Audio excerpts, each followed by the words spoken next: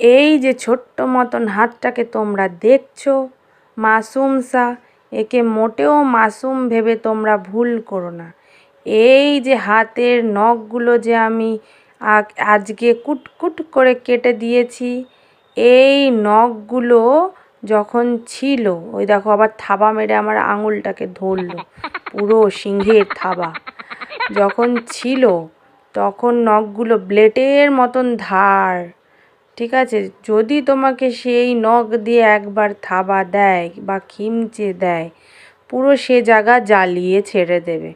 কখনো কখনো এমনও হতে পারে, দেখতে পারো নরম চামড়া হলে সেখান থেকে হয়তো হালকা পাতলা একটু চামড়াই তুলে দিল, হ্যাঁ, কিন্তু সেই সুযোগটা অতটা পায় না, তাই নিজের মুখে আঁচড়ে নিজের মুখটাকেও বোঝে না, হ্যাঁ, এমন বড় বুদ্ধু। নিজের মুখটায় আঁচড়াবে, নাকে আঁচড়াবে, চারিধারে আঁচড়ে দেবে। তাই এই মেশিনটা দিয়ে আমি নখগুলো কুটকুট করে পালিশ করে দিয়েছি। কিন্তু হ্যাঁ, তোমরা ভুলেও এই মেশিনটা কিনো না। মেশিনটা কিনেছিলাম নখ কাটার জন্য, হ্যাঁ, কিন্তু এটা দিয়ে 0 to 2 মান্থ পর্যন্ত ভালোভাবে কাটতে পেরেছি। এখন নেল কাটার দিয়ে কেটে এটা দিয়ে আমি নখগুলো পালিশ করে দিই, তাতে নখের ধারটা চলে যায়।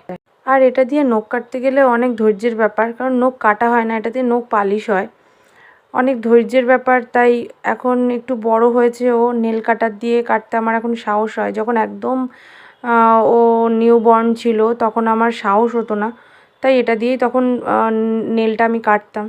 এখন একটু সাহস হয় বলে নেল কাটার দিয়ে কেটে এটা দিয়ে পলিশ করে দিই।